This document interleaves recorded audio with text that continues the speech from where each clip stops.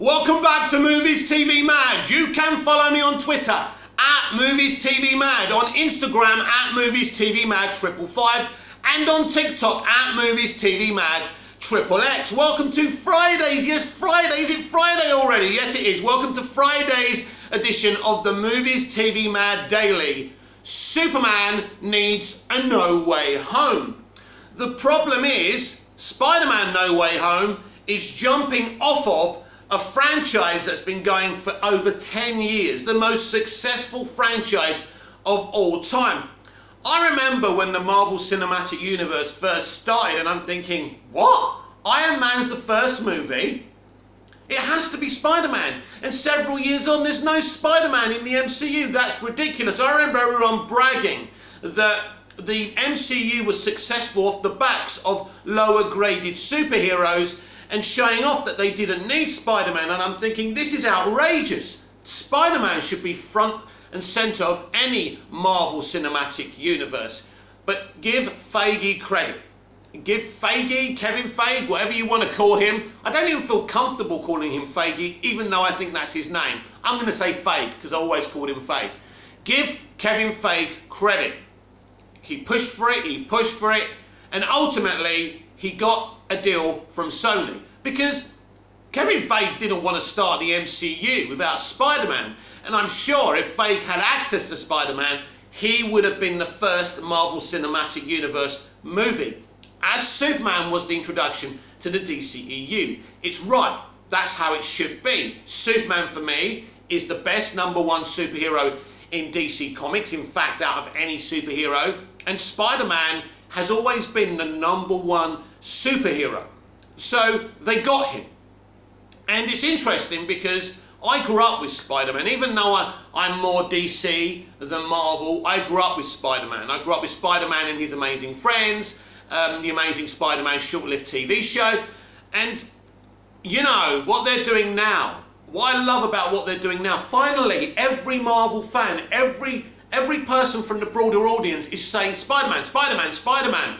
Spider-Man is going to be front and centre of Phase 4 in the future of the Marvel Cinematic Universe. At last, he's not only going to feature in the MCU, but in the Sony Spider-Man Cinematic Universe, as they're calling it now. Great name. I approve.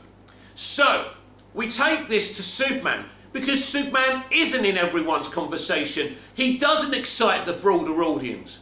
Because every attempt since Christopher Reeve to do something with him, with the exception of Smallville, because people loved Smallville and still do, but mostly every version of him has been, he's alright.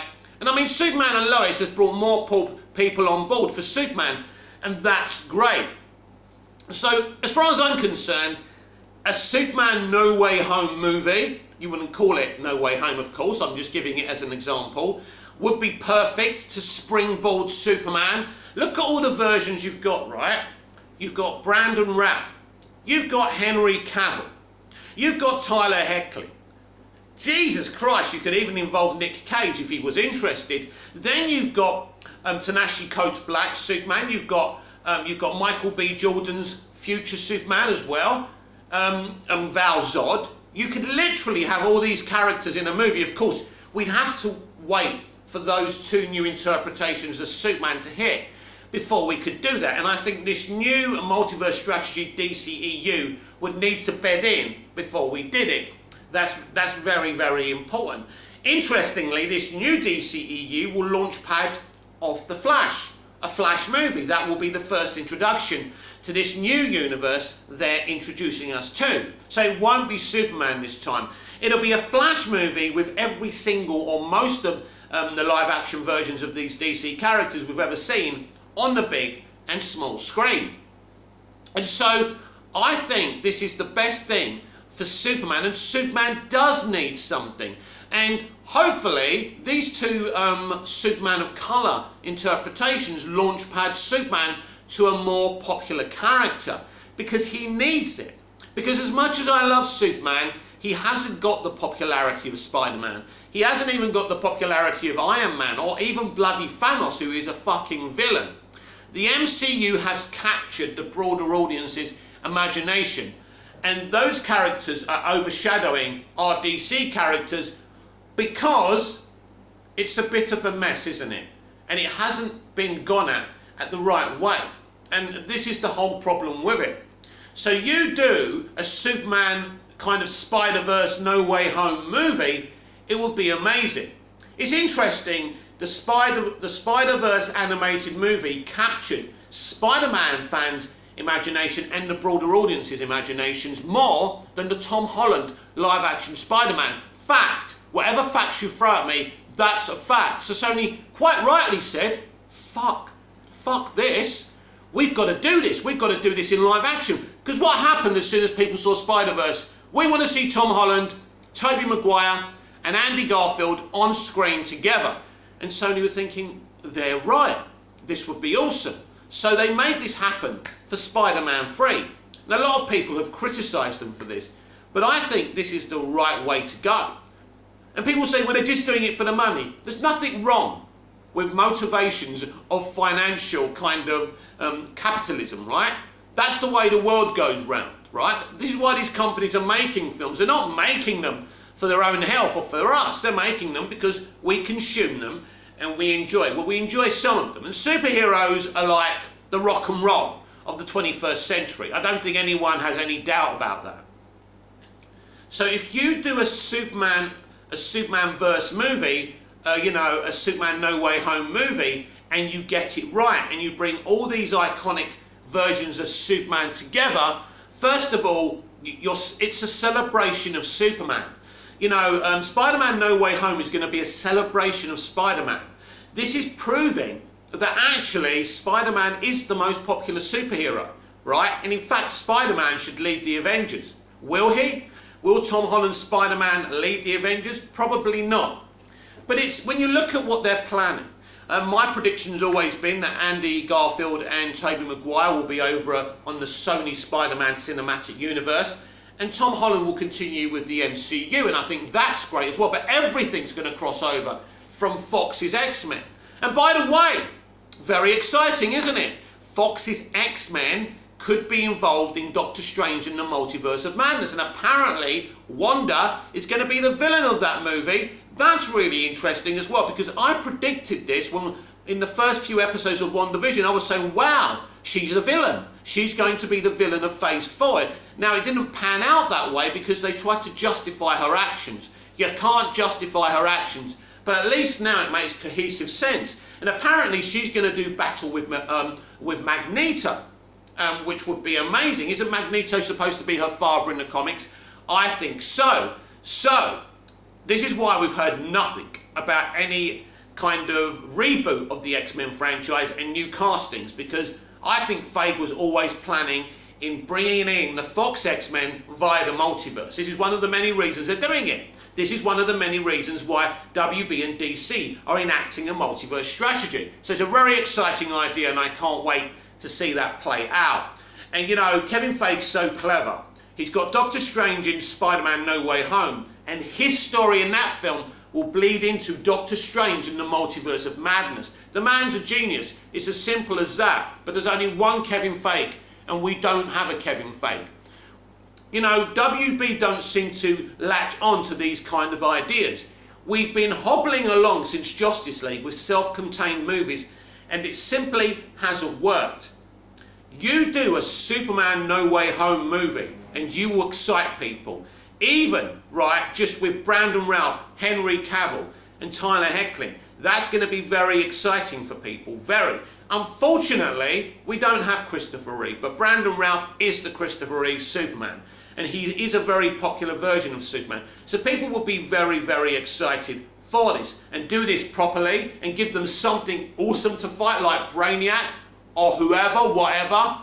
People would turn up in their droves. You will see a big box office, you know, receipt for Spider-Man No Way Home, COVID or no COVID. They won't be making any excuses about COVID because people are going to go and watch that movie, and it's exciting. And if we had a Superman universe movie with all these different versions of Superman, people would go to the cinema. They would be excited. People need to be excited for DC live action. I was going to say again, but I don't think there has been that broader audience excitement.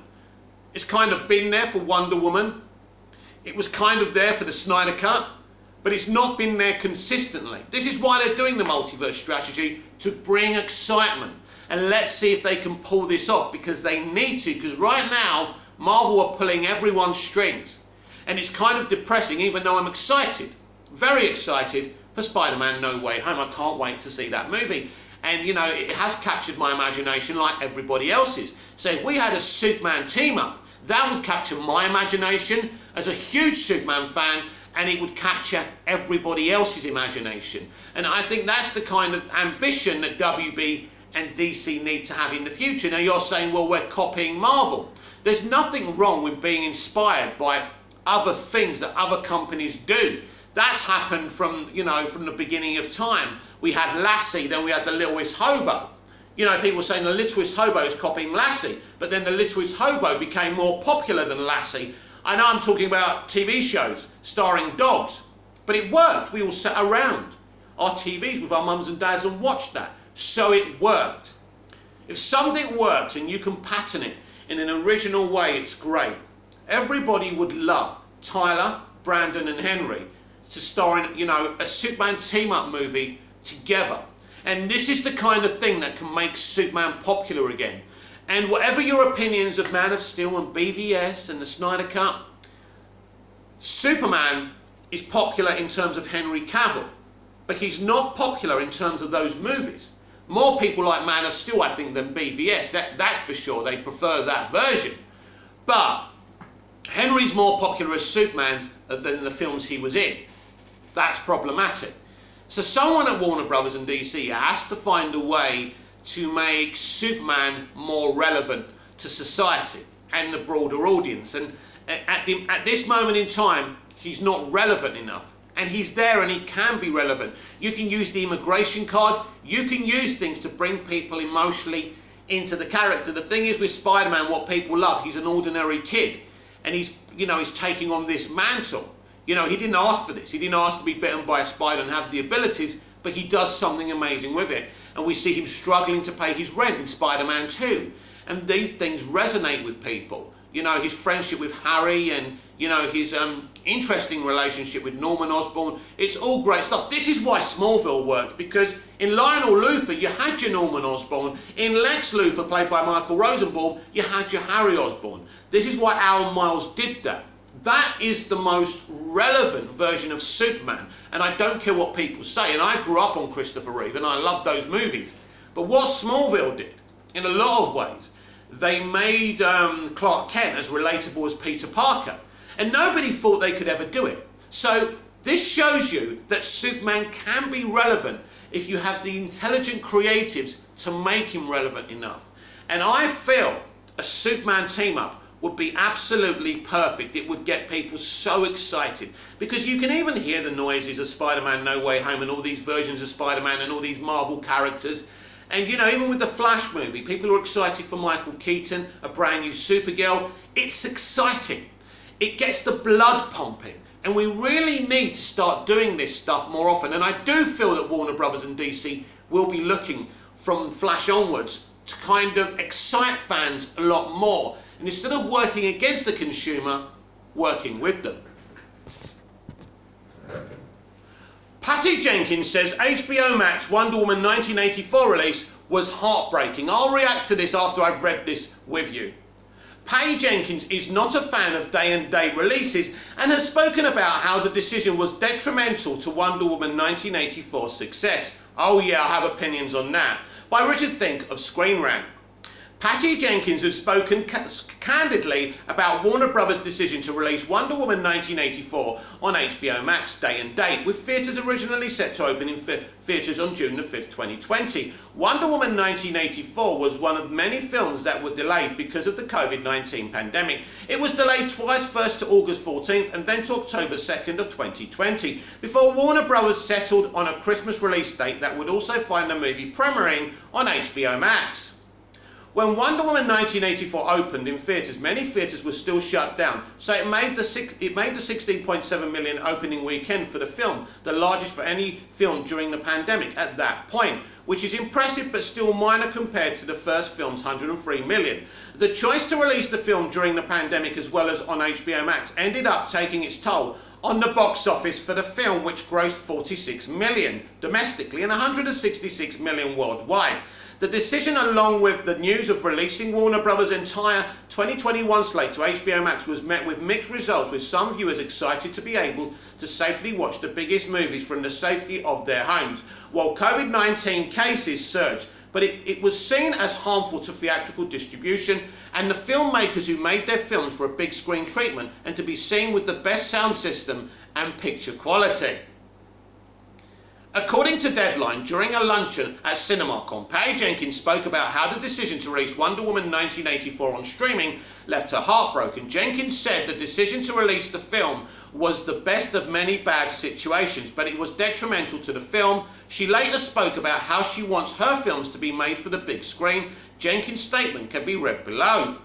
It was the best choice in a bunch of bad choices at the moment. It was a heartbreaking experience. It was detrimental to the movie. I don't think it plays the same on streaming ever. I'm not a fan of day and date, and I hope to avoid it forever. Jenkins, like Christopher Nolan and Denis Villeneuve, is a filmmaker who is speaking about the importance of theatrical distribution and seeing a film in theatres. Warner Bros. Wanted to keep Jenkins and Wonder Woman 84 star Gal Gadot happy and part of the franchise, so they paid them bonuses before the film went to streaming to ensure they'd come back for Wonder Woman 3. Oh yeah, because we really need Patty back for Wonder Woman 3 like a hole in the head. Before Jenkins returns to the world of DC Comics, her next film will be Star Wars Rogue Squadron, which will release exclusively in theatres on December the 22nd, 2023. Almost 3 years to the date of Wonder Woman 1984's release, the ability for audiences to access the film from their homes the same day in theatres allowed viewers to tweet reactions of the film in real time, sometimes in the middle of the viewing, taking scenes and clips out of context within the original film that could have hurt the reaction. Oh wow! Wow, the excuses! The fucking excuses! This is disgusting. And word of mouth to Wonder Woman 84. Had it been released in a traditional theatrical market, Wonder Woman 1984 could have maybe reached the box office heights of its predecessor. Never. Never. We'll discuss why in a minute. Or if it had been delayed to 2021, then when more theatres were opened, it could have performed on par with other pandemic blockbusters like Godzilla vs. Kong, F9 and Black Widow.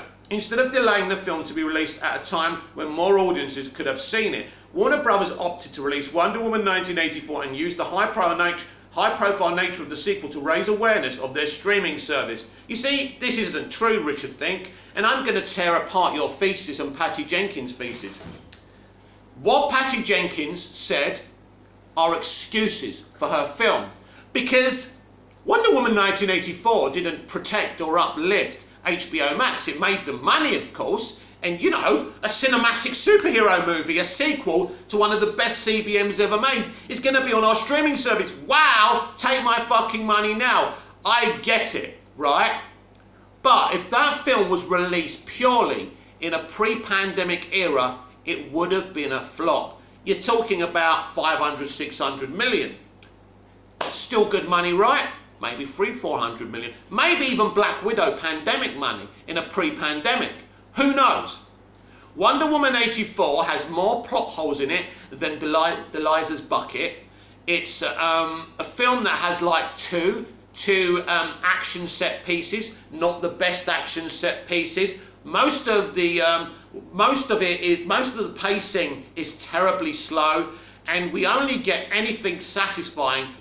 We have to wait till the third act to be satisfied at all by at least an emotionally satisfying climax. But there's no end fight, it's just dialogue, good music by Hans Zimmer, and that's it. It's not even a proper superhero movie in any broad context of the meaning of the word. Wonder Woman 1984 is a passable movie.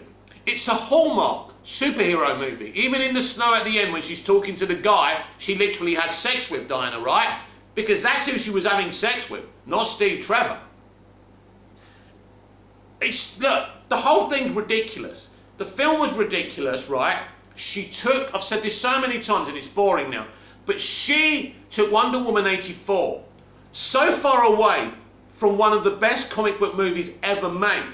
She stole the opportunity of those amazing supporting characters, some of the best supporting characters in a comic book movie ever, to continue their arcs and their stories. I delighted in those characters, you know, talking to Diana about their lives and their tragedies, and, you know, Diana having compassion and trying to help the guy who was supposed to be a marksman, but he couldn't, you know, he couldn't get a score in a brothel. It was great. These were great characters, and they worked so well, and continuing their stories makes sense. But she didn't want to do that. She took away Wonder Woman's sword and shield, and basically she was the Wonder Woman from the TV show. I never really liked that Wonder Woman show. I watched it, but it wasn't a great show, and it hasn't aged well either, by the way. But she's obsessed with Linda Carter in that show. That's who she thinks Wonder Woman is.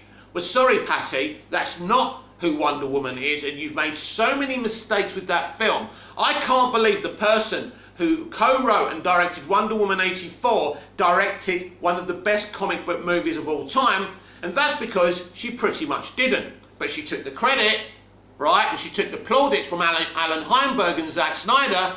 She was fine with that, even though she had to consult with him to do any action set pieces, because she had no idea. This is another Cathy Yan, and she's disguised herself as a, you know, as a great director. How has this woman got a Star Wars film? And the problem is she's going to be exposed once we all see this Star Wars film as well.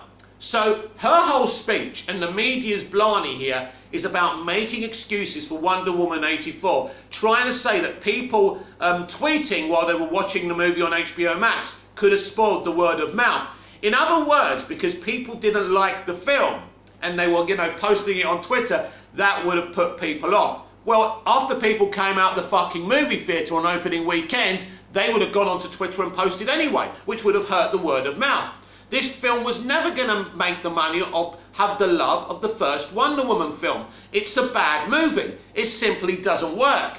And Patty Jenkins making these horrible excuses. The first film's third act was all Warner Brothers' fault, even though I really enjoyed the third act and I don't understand people's problem with it. She's got her sword, she's got her shield, and she has to prove that she can choose love over hate. It's a beautiful, compelling third act battle, and I personally fucking love it. But she decided to blame the studio about that, right? Well, she got exactly what she wanted with Wonder Woman 84, right? She still blames the studio for Day and Date. It's always somebody else's fault, isn't it, Patty, for your mistakes? And that's the problem for me. So this is why I used to love this woman as a director, but I don't anymore. I don't even trust that she had anything to do with Wonder Woman 2017. Or basically just an episode director. Other people were in charge, like Alan Heinberg and Zack Snyder, and even Jeff Johns. So at the end of the day, Wonder Woman 84 made the DCEU a laughingstock again. Because it's a laughingstock now. It was a laughingstock before Wonder Woman 84, and it's still a fucking laughingstock. And until we have a consistent run of great movies, and hopefully from the Batman onwards we can get there, and definitely from the Flash movie onwards we can garner some respect from the broader audience, because this is serious now. So please, Patty, don't make excuses. Don't get journalists to make excuses for you. No one's to blame for your bad movie but you. Shazam 2 star Rachel Zegler says she loves working on DC sequel. Shazam 2 actor Rachel Zegler expresses her enthusiasm for the upcoming DC sequel as she celebrates her last day of filming on the movie by Rebecca Van Acker. Rachel Zegler, who will star in DC Shazam 2, star. No. That's the star, Shazam, right? She's playing a villain, right? Maybe a very important character. But she's not the star of the film. And I know that's what you want and that's what you would like, but that's not the case. who will star in DC's Shazam 2, says she loves working on the sequel. The upcoming film, currently set to release on June 2nd, 2023, will continue the story of Billy Batson and his superhero alter ego Shazam. The sequel will feature many returning characters from the original film, which came out in 2019. However, Shazam 2 will also include some new cast members in Zegler, Helen Mirren and Lucy Liu. Both Mirren and Liu are confirmed to play villains in the movie The Daughters of Atlas. There's little more mystery surrounding Zegler's role in Shazam 2, although it seems likely she's playing the third daughter. A set video shows Zegler in a superhero costume, leading to some confusion regarding her part. Jack Dylan Grazer's Freddy was also spotted kissing Zegler's character in a set photo, which could indicate she isn't playing a straight villain, but perhaps a reformed one. Either way, it's likely the full details of Zegler's role in Shazam 2 won't be revealed until closer to the movie's release date, or when you actually see the movie. In the meantime, the actor is making it clear she's enjoyed her time working on Shazam 2 in a series of tweets posted on August the 25th. Zegler showed off some thank you cards she made for the sequel's cast and crew ahead of her last day filming. She also suggested ending work on the movie is bittersweet, saying, "In part I am sad, I am grateful, and I am full of love." Zegler took to Twitter again on her last day to share a similar sentiment. "I love working on Shazam 2. It makes sense Zegler has mixed feelings about wrapping on Shazam 2, very much a star on the rise. It's one of her first big projects following her role in Steven Spielberg's West Side Story, which comes out this December. This means Zegler likely has more of an attachment to the film, as it's a fairly big career milestone for her. It also sounds like she had a great time working on Shazam 2 and formed connections with the cast and crew during filming on the sequel. Of course, this may not be the last time Zegler gets to work with that team again. As of now, it's impossible to predict her character's fate in Shazam 2. However, the set photos and videos seen thus far suggest she could well become an integral part of Team Shazam if that's the case. It stands to reason Zegler could return in future DC Extended Universe movies based on her enthusiasm for Shazam 2. The actor is likely hoping for just that. So let me tell you something about Rachel Zegler. Rachel Zegler's one of those kids, one of those young people who's been picked. It's like Shia LaBeouf. Spielberg did the same thing with Shia LaBeouf. I mean, that ended up biting Spielberg on the arse, didn't it? But yeah, people like Spielberg, old school, they handpick. They handpick people, and they can. You know the old saying, "Hey kid, I'm going to make you a star." This is what's happening with Rachel here. They've decided she's a big deal. She's in Shazam, Fury of the Gods, and she's going to be, I forgot the musical, The Sounds of Music, or whatever it is, right? And so they're hoping that film's a big success. She's Spielberg's pick, and they're good. Basically, she didn't have to audition for anything. She reckons she had to audition for the musical. I don't believe it, by the way. She was handpicked to be this big, hot new star. And this is exactly what they're going to do, because when Hollywood decides to make you a star, when you have their DNA, that's what's going to happen. I have nothing personally against Rachel. I'm sure she's a very talented young woman. I just don't like how Hollywood do things. And Access Media are part of this. You know, they made a big deal of her doing those cards and finishing her last day. The star of Shazam. She ain't the star of Shazam. Basically, Zachary Levi is the star of Shazam. End of story. So please don't call someone who's playing a role, an important role I'm sure, the star of a movie when she's not even playing Shazam. Why Robert Pattinson's Batman is radically different. The Batman is being described as radically different from the past versions of the Caped Crusader, and here's how different it will be, by Adrian Tyler of Screen Rant. Warner Brothers is giving Bruce Wayne another chance on the big screen in Matt Reeves' The Batman, with Robert Pattinson now playing the title character and who has been described as radically different. And here's why. Batman has become one of the most popular and important superheroes in history, and as such he hasn't been limited to the comic book pages and has branched out to other media, most notably film. Batman's history on the big screen began in the 1940s with 2 serial movies and continued in the 1960s with an adaptation of the TV series starring Adam West and Burt Wood. But the Caped Crusader reached popularity in this realm thanks to Tim Burton's Batman and Batman Returns in '89 and '92. Batman then went through a rough patch with Joel Schumacher's Batman Forever 1995 and Batman and Robin's 1997, and didn't return to the big screen until 2005 with Christopher Nolan's Batman Begins. Nolan's take on Gotham and its citizens revived interest and excitement over Batman movies, with the Dark Knight trilogy regarded as some of the best adaptations of the character, and the second installment, The Dark Knight, widely considered one of the best superhero movies ever.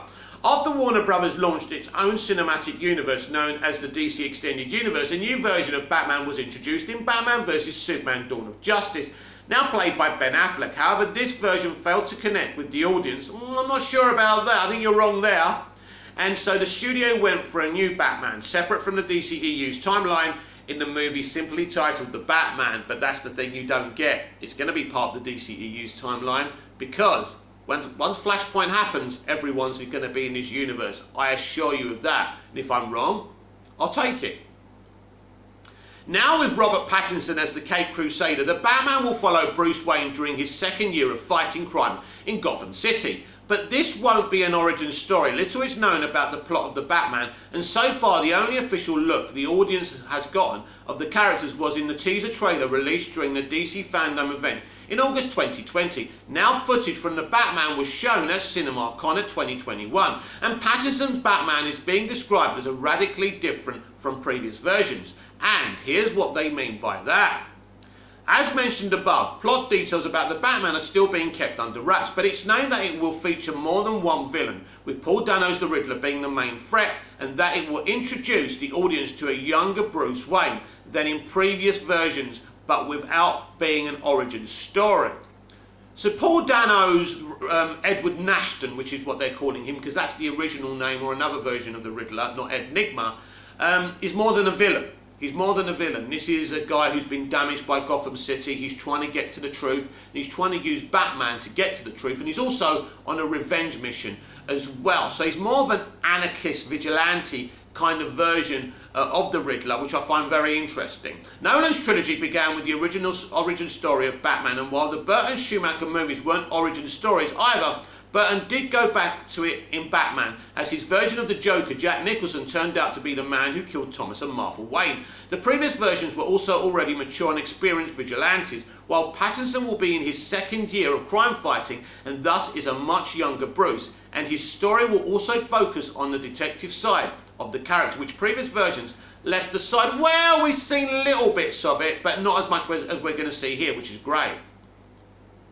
One aspect from the teaser trailer of the Batman that had fans talking about it for days is how brutal this younger Batman is. Towards the end of the trailer, Batman brutally beats a gang member up, with the rest watching in fear, in disbelief, and Batman telling the guy, "I am vengeance," followed a couple of scenes later by Oswald Cobblepot, Colin Farrell, saying that this guy's crazy. The footage shown at CinemaCon featured Robert Pattinson saying that Bruce is really working out his rage. All the fights seem very personal. So unlike other versions of the character who fought for the greater good of Gotham City, though that can be subjective, Pattinson is still driven by revenge and channeling his anger in every fight.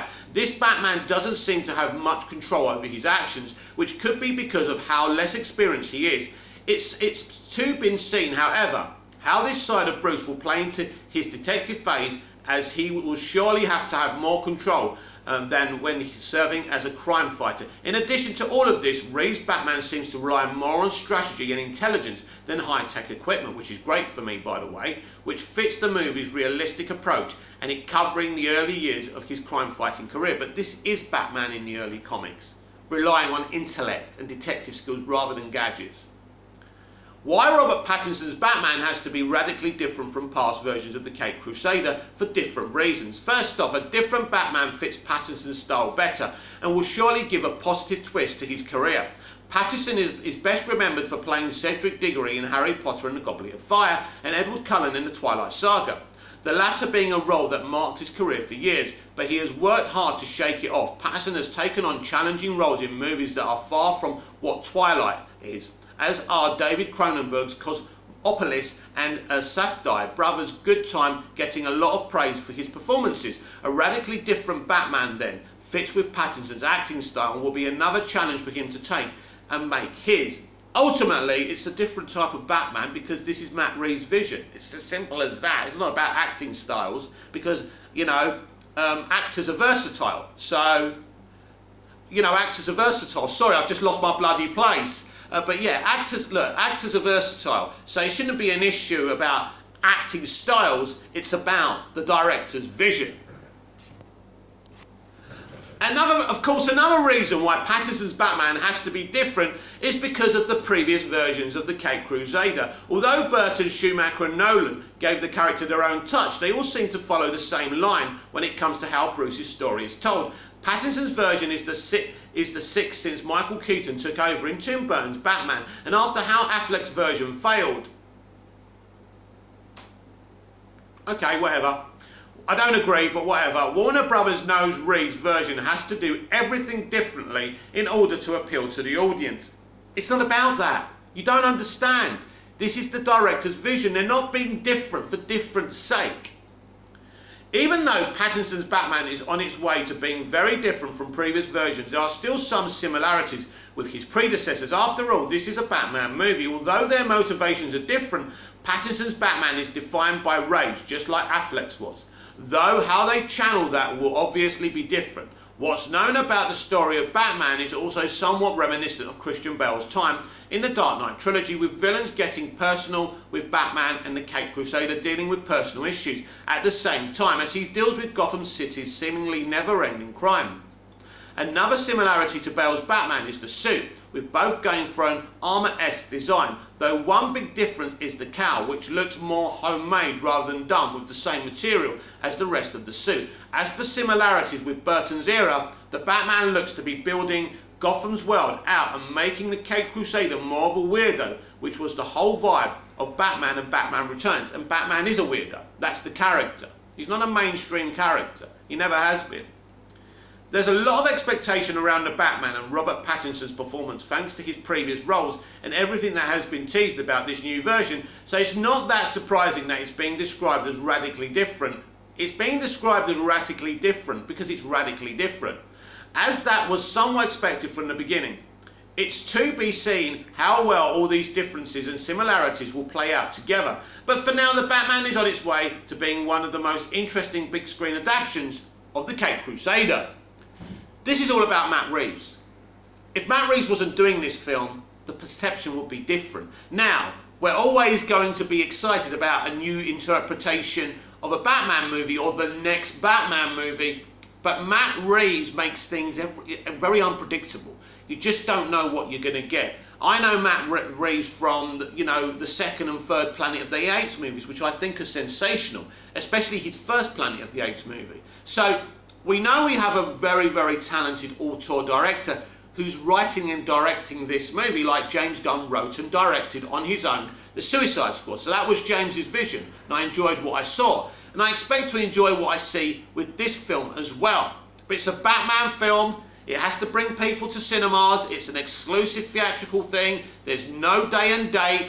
Hopefully the COVID thing would have settled down a bit more, and we could see proper, realistic, old school kind of box office attendances as well. But this is the next DC movie, and I'm very excited for it because I'm very curious for this movie.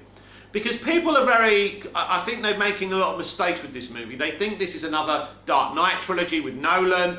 They think it's that kind of thing, but it's not. This is very much part, this Earth they're going to be on is very much part of the future of the DC live-action universe.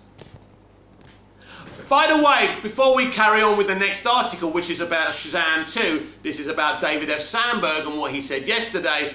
But before we do that, let's wish a very, very happy birthday to the Flash movie director, Andy Muschietti. Andrew, you have got fans in Argentina. You've got fans all over the world.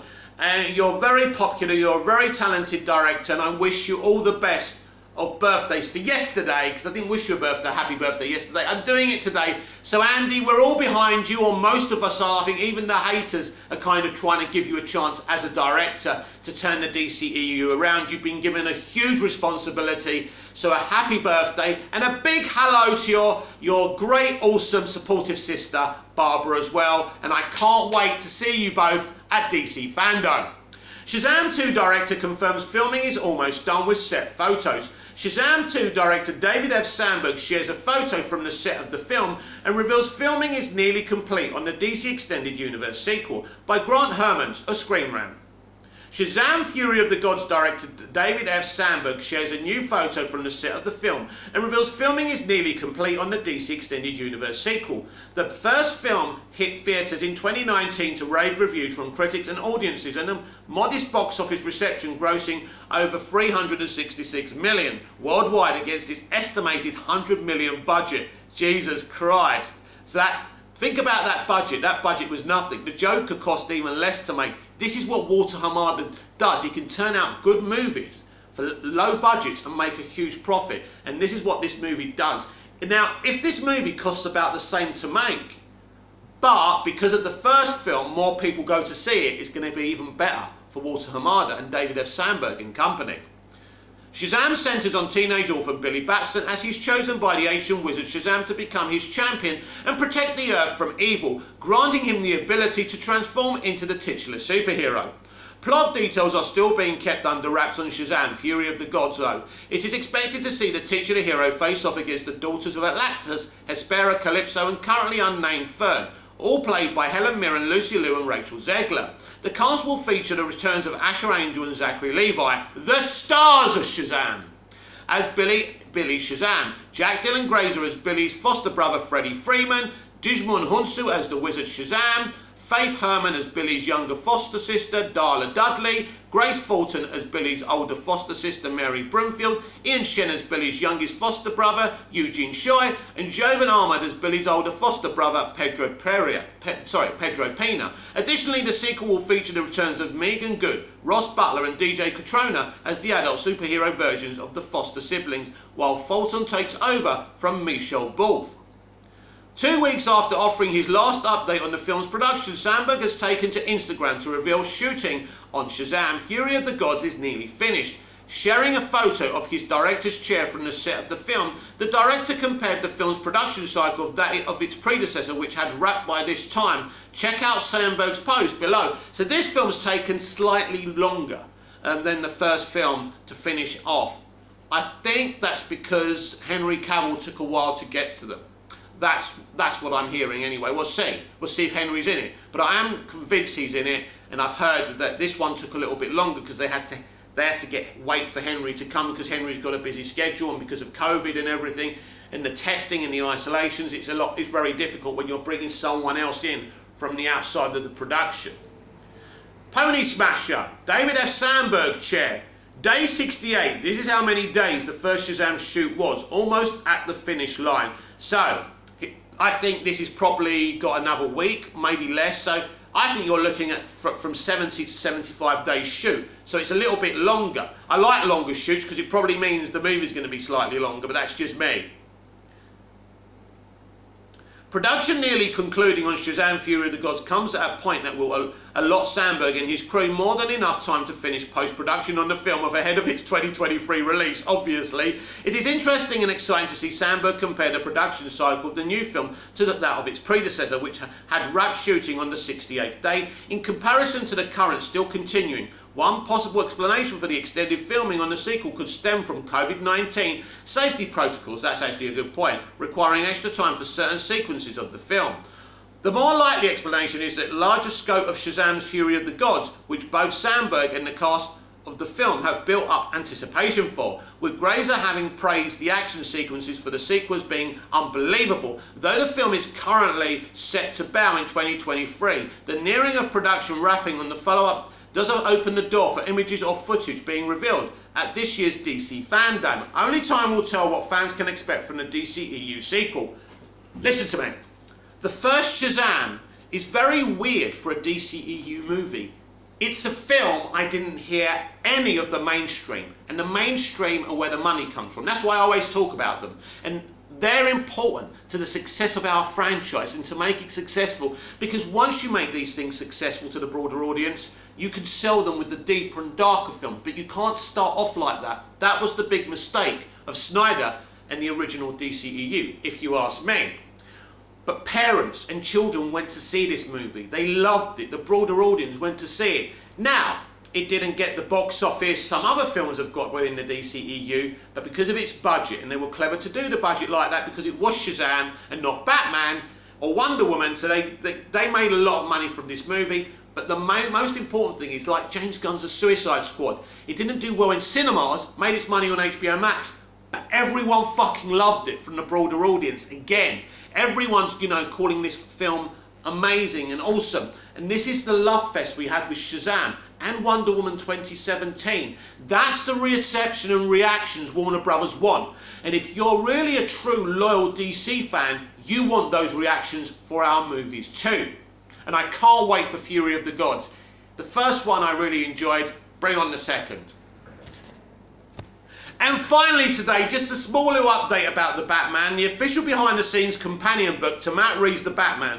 The Art of the Batman is the official behind the scenes illustrated tie-in book to the highly anticipated Matt Reeves' Cloverfield, Dawn of the Planet of the Apes, War of the Planet of the Apes film, coming to theatres March the 4th, 2022. Set during Batman's second year as a crime fighter, this unique noir-inspired take on the Dark Knight serves as a return to the character's roots and stars Robert Pattinson as Bruce Wayne, Zoe Kravitz as Lena Kyle Catwoman, Paul Dano as the Riddler, Jeffrey Wright as Commissioner Gordon, and Colin Farrell as the Penguin. Readers will get an insider's look at the film's production process through character designs, vehicle and gadget designs, wow, and background paintings alongside original commentary and interviews from the filmmaker's cast, production designer and conceptual artists. I want this book. I'm going to Amazon as soon as I finish up with this video. So it's very exciting because The Batman is the next movie and that Earth is the future of the DC live action universe, and I just can't wait to see it